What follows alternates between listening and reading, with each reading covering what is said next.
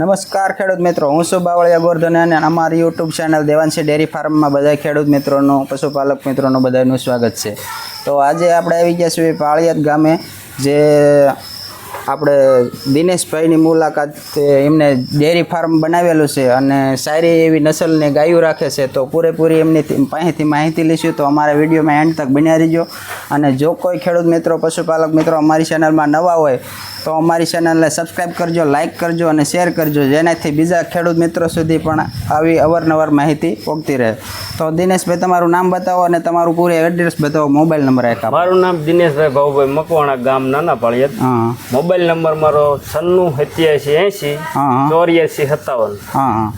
તો દિનેશભાઈ, તમે એક આ ગાયોનું દૂધ જે હોય એનું તમે માવાનું પણ કામ કરો છો, એ પણ પોતે માર્કેટિંગ કરે છે. જે કોઈ ખેડૂત ભાઈઓને માવામાં જે માવા લગતું કામ કરતા હોય અને માવો લેવો હોય તો એ પણ આપણે પ્લાન પછી આપણે વિડીયોમાં એન્ડમાં બતાવશું. તો વિડીયો બહુ સુપર બનવાનો છે, તો વિડીયોમાં એન્ડ તક બન્યા રહીજો. અને કોઈ ભાઈઓને માવો લેવો હોય તો આપણે દિનેશભાઈને ફોન કરી શકે છે, એમને મોબાઈલ નંબર આપ્યો એમાં.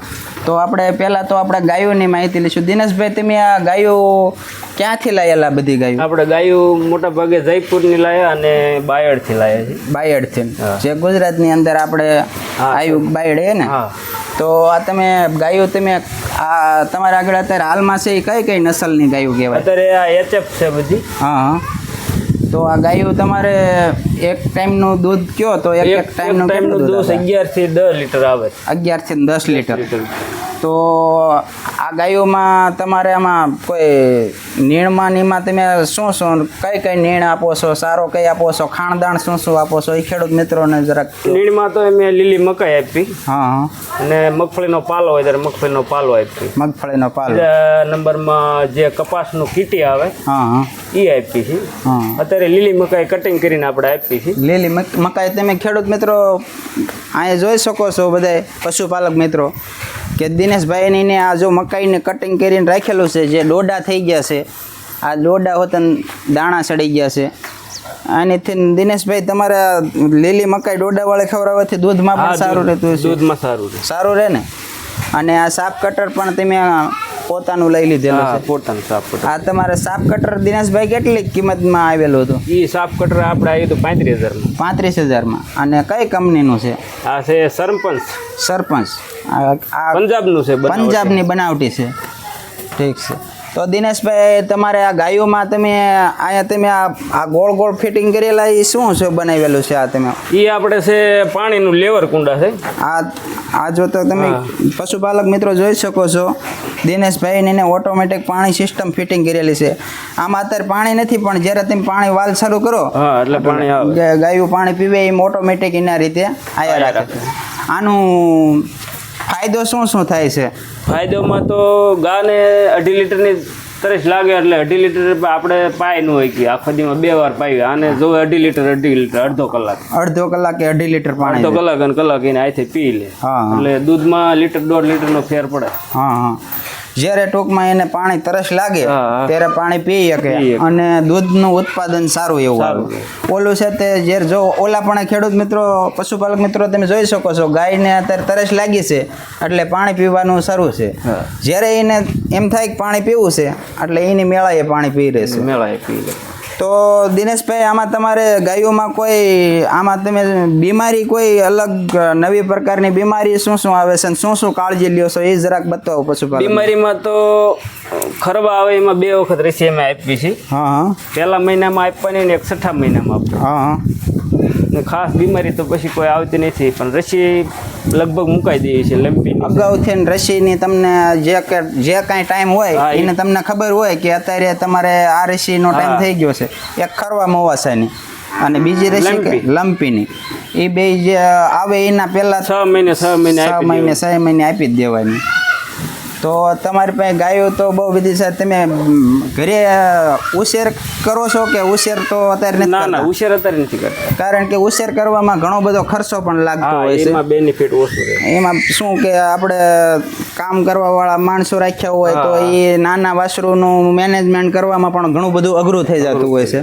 તો દિનેશભાઈ, આનું તમે આ પાણીનું જે લેવલ જળવાઈ રહે એનું તમે ઓટોમેટિક સિસ્ટમ ક્યાં ફિટ કરેલું છે એ જરાક બતાવો ખેડૂતોને. તમને દિનેશભાઈ બતાવે છે કે આપણે ઓટોમેટિક પાણીનું ફિટિંગ કઈ રીતનું કરેલું છે એ ખેડૂત બતાવે. તમે જોઈ શકો છો મિત્રો, આની અંદર દિનેશભાઈએ પાણી ઊંડા ભરાઈ જાય એટલે આ ફૂગો ઊંચો થઈ જાય એટલે એનું ઓટોમેટિક બંધ થઈ જાય. હા પાણી ઘટે એટલે ચાલુ થઈ જાય. પાણી ઘટે એટલે એની મેળા શરૂ થઈ જાય છે. શરૂ થઈ જાય. ખૂબ સરસ. અને આ તમે આવડું આ દિનેશભાઈ આ તમે સ્પ્રે પંપ જેવું આ સ્પ્રે પંપથી આપણે રોજ સફાઈ કરવામાં તો હાલે છે. આ તમે જે હેઠે પાકું નાખેલું તળ છે એ તમારે ધોવા માટે તમારે માટે અને ગાયો પણ થોડી ઘણી ગાયોને પણ નવરાવી હોય તો એને પણ નવરાવી.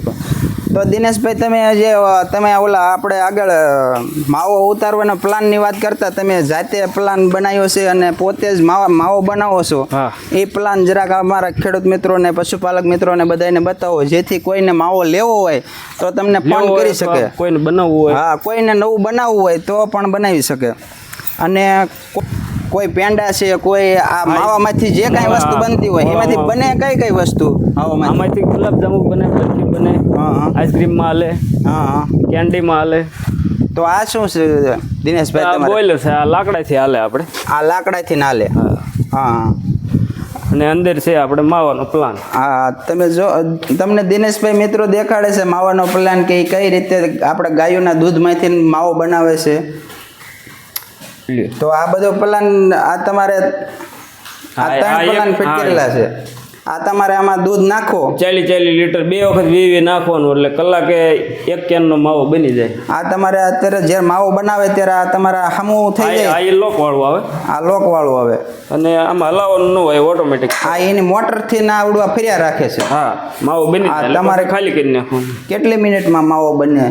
આ 40 મિનિટમાં 40 લીટરનો માવો બની જાય. 40 લીટર દૂધનો 40 લીટરમાં માવો બની જાય. મિનિટ 1 લીટરનું કામ થઈ જાય. તો તમારી પાસે આવા 3 પ્લાન છે. હા. તો તરાણીમાં એક હારે 40 મિનિટમાં 40 લીટરનો માવો બની જાય. તો દિનેશભાઈ અત્યારે તમે આ માવાનું માર્કેટિંગ ક્યાં કરો છો? અત્યારે મોટા ભાગે વાંકાનેર, ધોરાજી, હા, અને આપણે બોટાદ નજીક. બોટાદ નજીક. તો 3 જગ્યાએ મેં આપીશ. 3 જગ્યાએ આપો. તો તમને અત્યારે માવાના ભાવ કેવાક મળે છે? માવાના ભાવ આપણને 280 થી 300 રૂપિયા મળી જાય. 280 થી 300 રૂપિયા હોય. માનો ને આમ ગણો ને તો લીટર આપણે 50 રૂપિયાનું લીટર પડી જાય. 50 રૂપિયાનું લીટર દૂધ મળે જાય. અને